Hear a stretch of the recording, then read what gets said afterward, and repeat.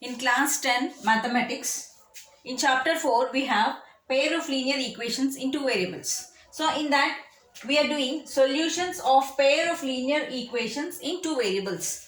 So we know that the pair of linear equations, the general form of pair of linear equations is written as a1x plus b1y plus c1 is equal to 0 and a2x plus b2y plus c2 is equal to 0.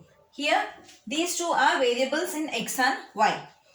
Now if you can find a value of x and y such that x and y values, when you substitute in both the equations, if it becomes equal to 0, then that values of x and y forms the solution for the given equation. For example, if I have 3x plus 2y minus 80 is equal to 0 and 4x plus 3y minus 110 is equal to 0.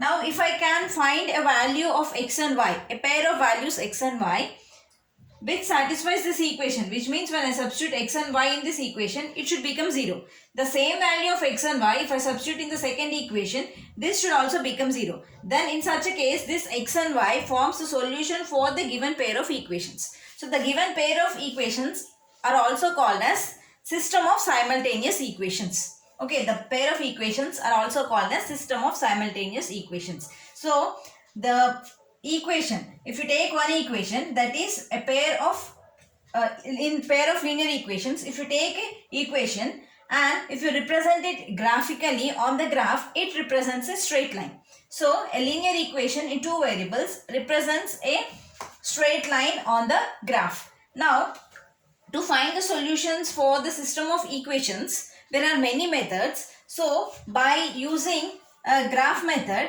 how to find the solution is, now if an equation is given, we can draw a line.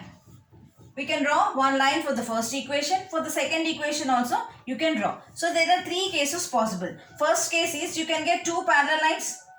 Suppose this is the line which we get for the first equation. This is the line which we get for the second equation. So the possible case is two lines can be parallel.